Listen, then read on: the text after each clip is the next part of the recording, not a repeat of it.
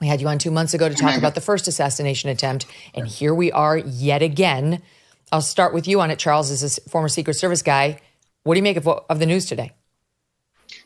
Well, we got very lucky that the two agents in the golf cart, 2 holes ahead of the former president, spotted that muzzle coming through the fence line right along the golf cart path.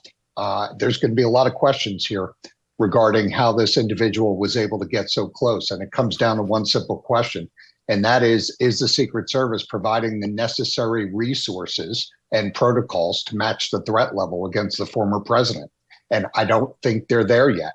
They are still stuck in this world of he's a former president. Here's what typically former presidents get with respect to protection. And they're not taking into account the uniqueness of him being a former president and now Republican nominee, and the increased political rhetoric coming from the left that is in no doubt, in my mind and experience, leading to this increased threat level against the former president.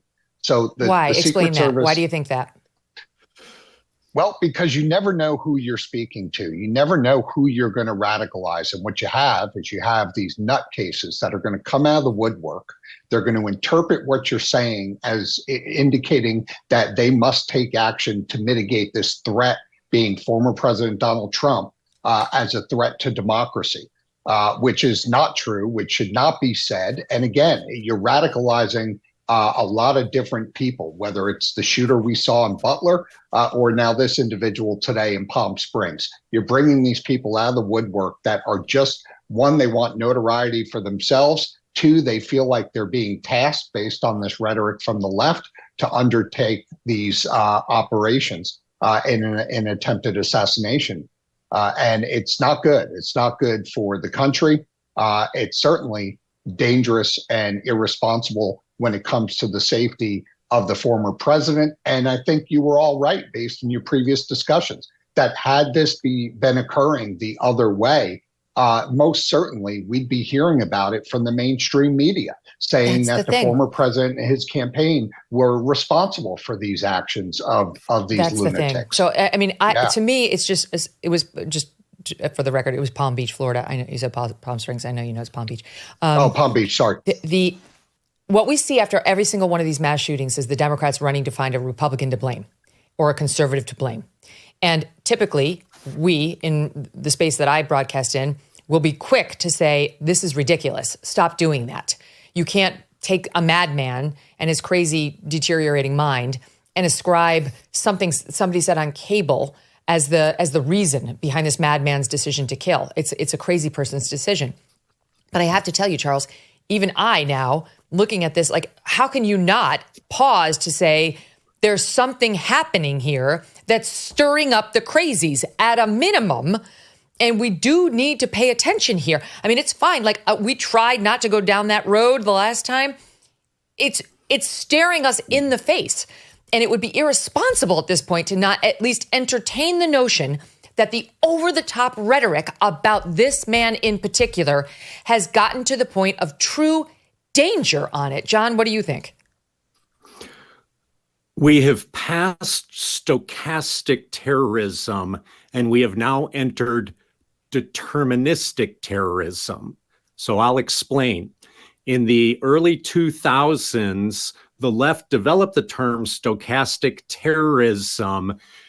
Stochasm is the mathematical and epidemiological condition where there is no known threshold from acts to which there is an end effect. The other way of saying stochastic is to say non-deterministic. I'll explain, and it'll all come together. We use those terms most frequently in radiation biology when we're talking about what level of radiation exposure produces an injury, like a kind of cancer. So to get radiation-induced cataracts from exposure to radiation, there is a set threshold below which you won't get radiation cataracts, above which you will absolutely get radiation cataracts. For thyroid cancer, it's stochastic or non-deterministic. you really don't know what radiation exposure or how many exposures could lead to you getting thyroid cancer. So in the early 2000s, the left aimed against conservative talk radio and people like yourself to say, all these crazy right-wing people are saying all these things in the media, and it's going to encourage some crazy right-winger to commit some act of violence or terrorism against somebody in the left. Well, 20 years later, we know what the threshold is. The left has crossed that threshold deterministically, and we now have 2 episodes back to back where rhetoric from the left has ignited someone on the left to try and assassinate the leader of the conservative movement. So you'll be the leader in this, Megyn. We don't know that for a fact. We don't have causation. This is speculation out of frustration at the man continuing to get shot at. I mean, the fact that this guy had an AK-47, that's what they're saying, at least now, within 300 yards of the president. I mean, I'm not a gun expert, John, you are, but you tell me that could easily take out the former president. If these Secret Service agents hadn't seen that rifle coming through the fence, he'd be dead. What they're saying right now, and this will be solved easily with one picture, is they're saying an AK-style weapon with a scope. It is very difficult. It takes a lot of modification and aftermarket parts to put any kind of optic, a scope, on an AK-47. What this is initially hinting to me that it's by AK style, that it's actually a weapon called an SVD, a Dragunov, a Soviet-style sniper rifle, which is the AK-style weapon that you can put a scope on. So if that does, in fact, end up being the case, what that tells us is something far more complex about these shooters' preparation to carry out this act against President Trump. Oh, interesting. Why? Go on. I mean, what would he have had to do? Could any normal citizen get their hands on those things? Certainly, it's easily done. They're completely legal, semi-automatic weapons, but it's the difference between working at these distances, someone planning in advance enough to say, I need a scope, a magnified optical sighting system to be able to engage my target.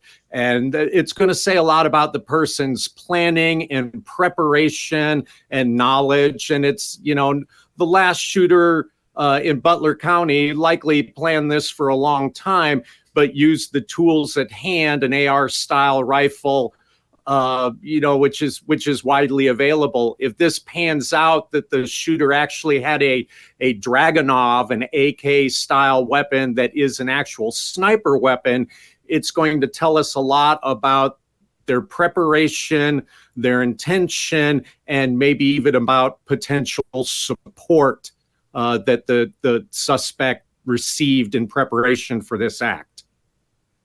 Charles, right now, and the days to come will bring the full story. This guy looks like a nut if you see some of the social media accounts postings that are breaking. He's very focused on Ukraine. Very focused on the war in Ukraine, offering to pay people something like $1,200 to go fight for Ukraine. But here's one that sounds also confusing. This is from January 8th, 2024. Again, cautioning the audience, assuming this is the guy's account. It's an unusual name, Ryan Ruth, Routh. And oftentimes the media runs with the name. The name's been confirmed by law enforcement now, but is this exactly him? They haven't exactly said this account is linked to him. Okay, so there's a little wiggle room in here. But he posted on that date, at Nikki Haley, please join Vivek Ramaswamy as a team of president and vice president. We must do this now to create a winning ticket now that we can all get behind. Please do not be selfish and arrogant. Partner now to change the course of this election. Break norms and give us an option.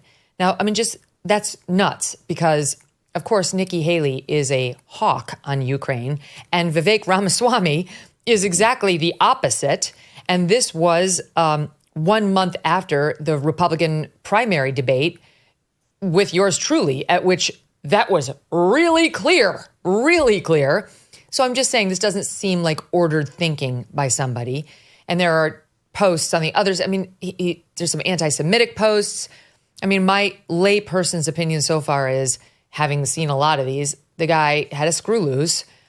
And I don't know what to make of that. Like, I think that's part of the reason the media moved on from the first Trump assassination, because they were like, he's a nutcase and we can't find one clear ideology, says the FBI. So we've got to just chalk it up to free country. Secret Service needs some reforms.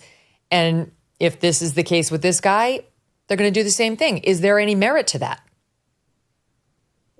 Well, there's merit to the fact that they've definitely moved on and written off the mental health aspect of the Butler, Pennsylvania shooter. But what I can tell you is these are some of the most dangerous people, and here's why. When you have significant mental health issues, but you're still able to formulate a plan of attack, that makes you a very, very dangerous person. That becomes the biggest concern for the U.S. Secret Service. And that's what we had here.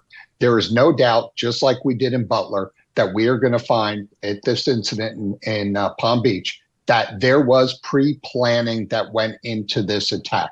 There was some type of surveillance that was being conducted.